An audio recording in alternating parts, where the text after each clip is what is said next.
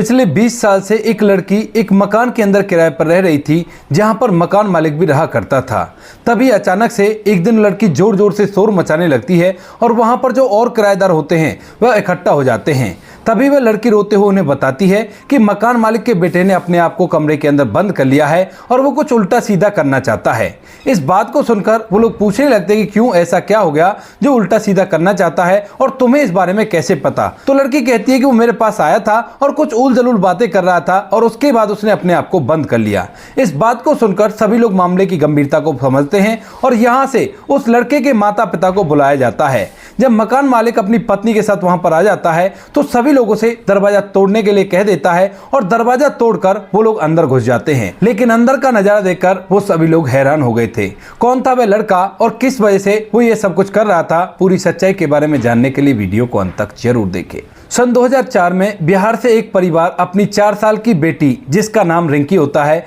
उसे लेकर दिल्ली में आकर किराए पर बसता है। पिता मेहनत मजदूरी किया करते हैं और वहां पर वह एक बिल्डिंग के अंदर एक किराए का कमरा ले लेते हैं, जिसके अंदर वह अपना समय व्यतीत करने लगते हैं। जिस बिल्डिंग के अंदर उन्होंने किराए का कमरा लिया था, उस बिल्डिंग के अंदर केवल 3 फ्लोर थे और सबसे नीचे वाले फ्लोर पे तो मकान मालिक रहा करते थे और ऊपर वाले 2 फ्लोर उन्होंने किराए पर दे रखे थे। उन दोनों फ्लोरों के अंदर लगभग 6 कमरे थे और 6 के 6 जो कमरे होते हैं वो सभी किराए पर उठा रखे थे। यानी कि उस घर के अंदर टोटल 7 फैमिली रहा करती थी और यहाँ पर जो परिवार होता है जो कि बिहार से आया है, जिनकी बेटी का नाम रिंकी है, वो लोग भी बड़े ही प्रेम से उन सभी के साथ रहने लगते हैं। यहाँ पर आकर माता पिता रिंकी को पढ़ाने लिखाने लगते हैं और धीरे धीरे बच्ची की स्कूली एजुकेशन कंप्लीट हो जाती है। यहाँ पर जो रिंकी के पिता होते हैं, गाँव में उनके माता पिता भी हैं और यहाँ पर उन्हें उनके लिए थोड़ा बहुत रुपया पैसा भी भेजना पड़ता है। अब जैसे बेटी की स्कूली एजुकेशन कंप्लीट होती है तो उसके बाद जो रिंकी के पिता होते हैं वो गांव में ही अपने पिताजी से बोलकर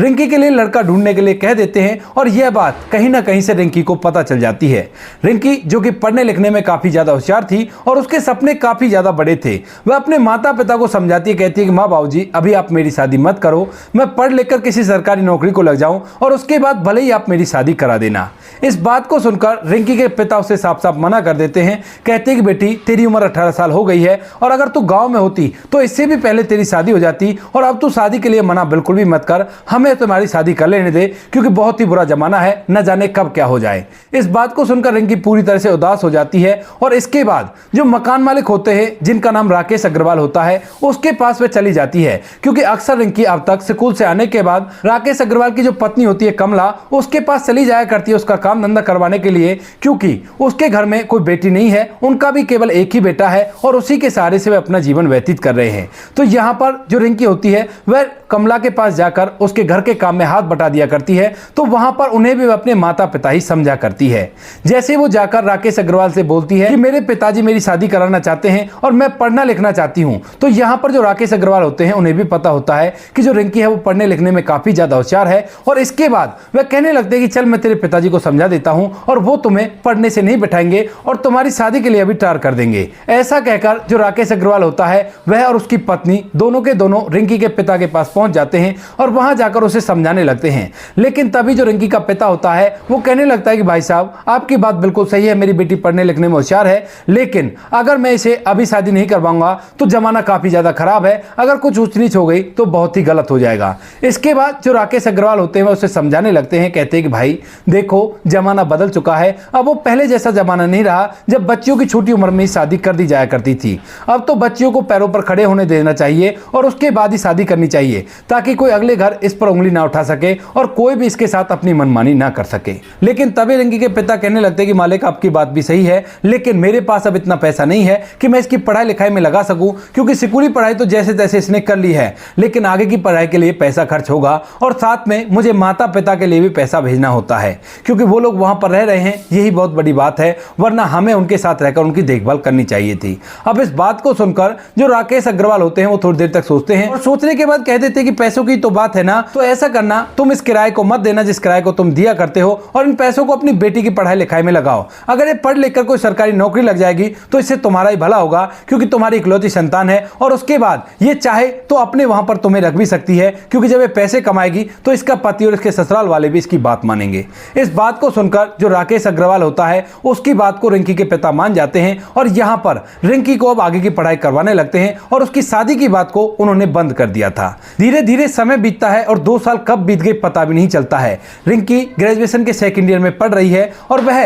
अपनी मालकिन के घर उसके काम में हाथ बटाने के लिए जाया करती है, क्योंकि उसे पता है कि इनके बहुत सारे एहसान हैं उनके ऊपर और उन्हीं एहसानों को चुकाने के लिए वह बार बार उनके घर पर काम करने के लिए चली जाया करती है और मालकिन का घर के काम में हाथ बटा दिया करती है। वहीं पर उनका एक बेटा होता है जिसका नाम आकाश होता है और आकाश जैसे ही 16 साल का होता है तो वह रिंकी की तरफ अलग निगाहों से देखने लगता है और बार बार उसको अजीब निगाहों से देखा करता। रिंकी भी इस बात को नोटिस करती है, लेकिन उसे पता है कि मकान मालिक के उन पर काफी ज्यादा एहसान है और इसी वजह से वह आकाश से नजरें चुराया करती है और वहां से अपना काम करके निकल जाया करती है। लेकिन तभी एक दिन जब आकाश के माता पिता दुकान पर चले गए थे और पीछे से रिंकी काम करने के लिए आई थी, तो उसी दौरान जो राकेश होता है उससे अजीब अजीब तरह की बातें करने लगता है। कहता है कि तुम मुझे बहुत अच्छी लगा करती हो और जब से मैंने तुम्हें देखा है तुम्हें देखकर मुझे अजीब सी फीलिंग आया करती है और मैं रात में सो भी नहीं पाता हूं। रिंकी उसे समझाती है कि ऐसा कुछ नहीं होता और कुछ भी नहीं है, लेकिन तभी जो आकाश होता है जिसकी उम्र 16 साल है वह एकदम से रिंकी से अपने प्यार का इजहार कर देता है और फिल्मी डायलॉग उस पर मारने लगता है।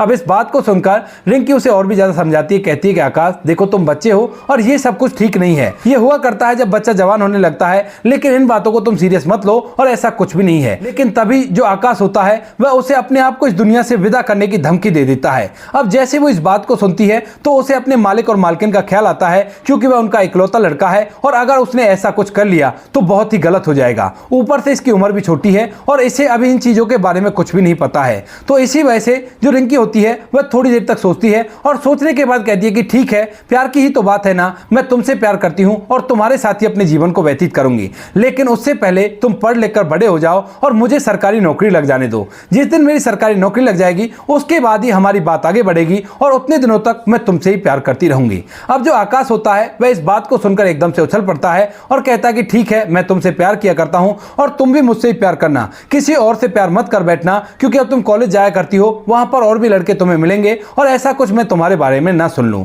इस बात को सुनकर रिंकी कहती है कि ठीक है बाबा, ऐसा कुछ भी नहीं होगा, लेकिन अब तुम अपनी पढ़ाई लिखाई पर ध्यान दो। उसके बाद जो आकाश होता है वह अपनी पढ़ाई लिखाई पर ध्यान देने लगता है। इधर जो रिंकी होती है वह भी अपनी पढ़ाई लिखाई पर ध्यान देने लगती है। धीरे धीरे समय बीतता है और समय के साथ साथ जो आकाश होता है वह अब ग्रेजुएशन में आ जाता है और रिंकी ने पढ़ाई लिखाई करके एक सरकारी नौकरी को प्राप्त कर लिया था। आकाश के माता पिता जैसे ही उसकी स्कूली एजुकेशन कंप्लीट होती है तो उसे पढ़ने लिखने के लिए किसी और जगह पर भेज देते हैं और वहीं पर रहकर अपनी पढ़ाई करता है। लेकिन जैसे ही आकाश को पता चलता है कि रिंकी की सरकारी नौकरी लग गई है तो उसके बाद वह अपने वहां से छुट्टी लेकर सीधा अपने घर पर आ जाता है, क्योंकि रिंकी ने कभी उससे कहा था कि जब तक मेरी नौकरी नहीं लग जाती उससे पहले हमारे बीच में कुछ भी नहीं होगा और उसके बाद हमारा प्यार आगे बढ़ेगा। तो इसी वजह से आकाश वहां पर आया है और आने के बाद जैसे ही वो अपने घर आता है तो वहां पर आने के बाद मौका देखने लगता है कि कब रिंकी से उसकी अकेले मुलाकात हो और उसके बाद वह उससे बात करे। इसी बात को सोचकर वह घर के अंदर बैठा रहता है और जैसे ही माता पिता बाहर जाते हैं तो उसी दौरान रिंकी उनके घर का काम करने के लिए आ जाती है।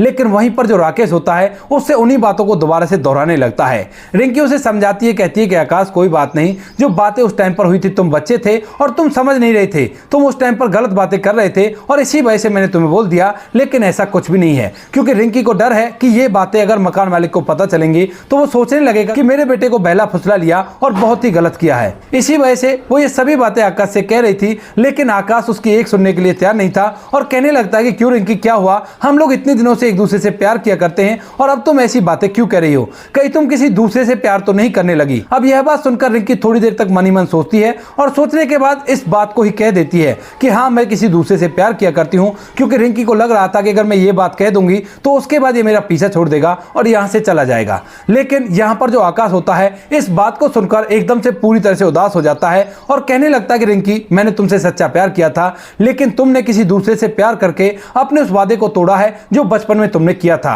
और इसके लिए मैं तुम्हें कभी भी माफ नहीं कर सकता और मैं जा रहा हूं अपने आप को इस दुनिया से विदा करने के लिए। ऐसा कहकर आकाश अपने आप को अपने कमरे के अंदर बंद कर लेता है और यहाँ पर जो रिंकी होती है वो उसे रोकने की भी कोशिश करती है, आवाज लगाती है, कहती है कि आकाश मैं झूठ बोल रही थी, लेकिन आकाश अंदर से कोई भी जवाब नहीं देता है और इस बात को देखकर रिंकी पूरी तरह से घबरा जाती है। वह वहां पर चिल्ला चिल्लाकर सभी लोगों को बुला लेती है जो भी वहां पर किराए पर रहा करते थे और वो वो लोग जैसे ही वहां पर आते हैं तो रिंकी से पूछने लगते हैं कि क्या हुआ। तो वो बताती है कि इस तरह से जो आकाश है उसने अपने आप को कमरे में बंद कर लिया है और कह रहा था कि मैं अपने आप को इस दुनिया से विदा कर लूंगा। अब वे पूछने लगते हैं कि ऐसा क्या बात हो गई। तो वो कहने लगती है कि कुछ नहीं, ऐसी छोटी सी बात पर नाराज हो गया और ऐसी बातें करने लगा। इसके बाद लोग मामले की गंभीरता को समझते हैं और वहां पर आकाश के माता पिता को उस दुकान से बुलाया जाता है जिस दुकान को आकाश के माता पिता चलाया करते हैं। और वो लोग जैसे यहां पर आते हैं तो वह भी अपने बेटे को आवाज लगाते हैं, लेकिन बेटा अंदर से कोई भी जवाब नहीं दे रहा था। वह पूरी तरह से घबरा जाते हैं और उन लोगों की सहायता से उस दरवाजे को तोड़ देते हैं। जैसे वो लोग दरवाजे तोड़ते हैं तो अंदर का नजारा देखकर एकदम से पूरी तरह से हैरान हो जाते हैं,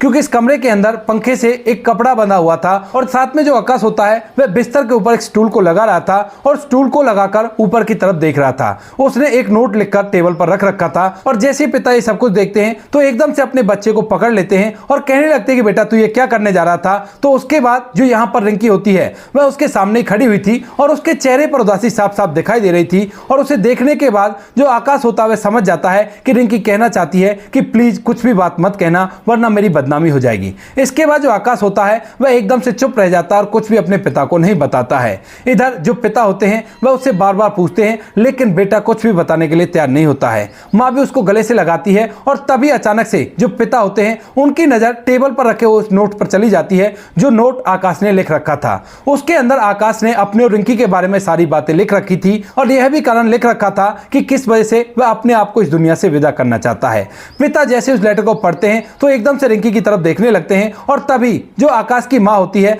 वह भी उस लेटर को अपने हाथ में लेकर पढ़ने लगती है। और जैसे ही कमला इस लेटर को पढ़ती है तो उसके बाद रिंकी और उसके घर वालों को गालियां देने लगती है। कहती है कि तुम लोगों पर तो हमने एहसान किया था, लेकिन तुम लोग हमारे साथ ऐसा करोगे ये हमने कभी भी नहीं सोचा था। भलाई का तो कोई जमाना ही नहीं है। इस बात को आकाश का पिता खड़ा खड़ा सुन रहा था, राकेश अग्रवाल, और तभी वह कहने लगता है कि बेटी क्या ये सब कुछ सच है। तो उसके बाद जो रिंकी होती है वो अपनी आंखों में आंसू ले आती है और कहने लगती है कि अंकल जी ये बिल्कुल सच नहीं है। दरअसल यहाँ पर जो आकाश है वह जब 16 साल का था तो उसी दौरान इसने मुझसे अपने प्यार का इजहार किया था और कहा था कि अगर तुम मुझे नहीं मिली तो मैं अपने आप को इस दुनिया से विदा कर लूंगा। तो उसके बाद मजबूरन मैंने इससे हामी भर ली थी, क्योंकि उस टाइम पर ये बच्चा था और मुझे डर था कि कहीं ये कोई ऐसा वैसा काम ना कर ले, क्योंकि आप लोगों के ढेर सारे एहसान है हम पर और मैं आपसे एहसान फरामोशी बिल्कुल भी नहीं कर सकती। इस बात को सुनकर जो कमला होती है वह थोड़ी देर के लिए चुप हो जाती है और पूछने लगती है कि फिर आज ऐसा क्या हुआ था और तुम्हारे बीच में क्या क्या हुआ था, पूरी बातें मुझे डिटेल में बताओ। तो उसके बाद रिंकी सभी बातों को डिटेल में कमला देवी और वहां पर राकेश अग्रवाल को बता देती है और दोनों के दोनों जब इन पूरी बातों को सुनते हैं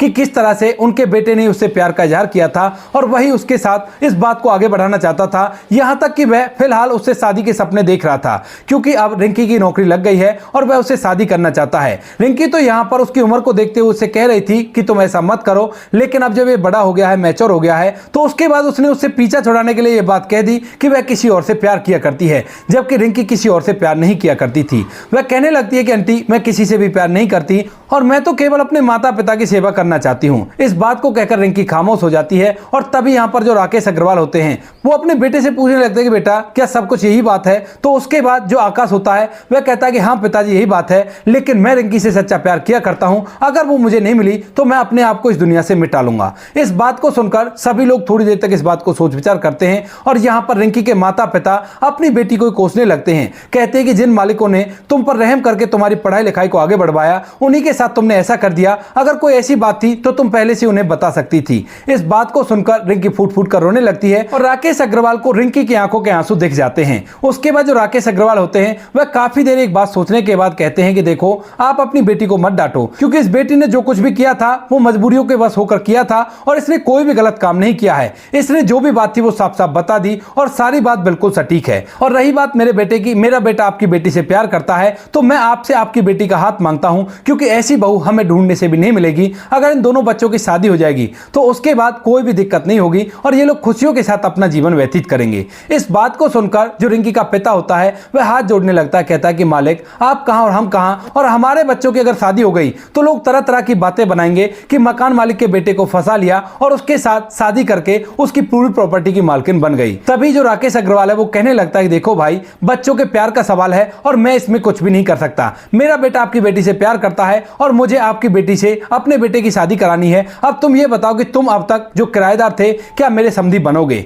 इस बात को कहकर राकेश अग्रवाल हंसने लगता है। तो इसके बाद रिंकी का पिता भी इस बात को थोड़ी देर तक सोच विचार करता है और यहाँ पर जो भी लोग होते हैं वह सभी इस बात को सुन चुके थे और वह भी उससे कहने लगते हैं कि हाँ सही कह रहे हैं और ऐसा ही हो जाना चाहिए। उम्र का क्या है, उम्र ये उससे 4 साल छोटा है, कोई बड़ी बात नहीं है, ऐसा हो जाया करता है, प्यार में लोग उम्र नहीं देखा करते। इस बात को थोड़ी देर तक सोचने के बाद और सभी लोगों की बातें सुनने के बाद जो रिंकी के पिता होते हैं वह भी इस बात के लिए हामी भर लेते हैं और उसके बाद दोनों परिवार दोनों बच्चों की शादी के लिए तैयार हो जाते हैं। लेकिन यहाँ पर जो राकेश अग्रवाल होते हैं वह अपने बेटे के सामने शर्त रखते हैं और कहते हैं कि बेटा ऐसा नहीं, पहले तुझे पढ़ लिख कर अच्छे से कामयाब होना है और जब तू कामयाब हो जाएगा तो उसके बाद ही रिंकी से हम तुम्हारी शादी कराएंगे और उससे पहले बिल्कुल भी शादी नहीं कराएंगे। यह वाकया 2024 का था और अभी तक जो आकाश है वह कामयाब नहीं हुआ है और यहाँ पर इन दोनों की शादी होल्ड पड़ी हुई है। लेकिन अब ये दोनों परिवार एक साथ मिलजुल कर रहा करते हैं और सभी फंक्शनों में एक दूसरे के साथ अच्छा समय बिताया करते हैं। दोनों बच्चों को पता है कि दोनों की एक दूसरे से शादी होनी है और इसी वजह से आकाश दिल लगाकर मेहनत कर रहा है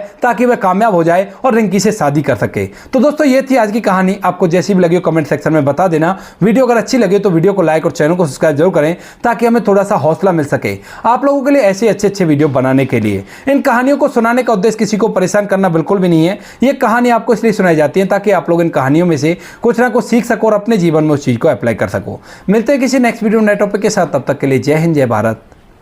जय हिंदुस्तान।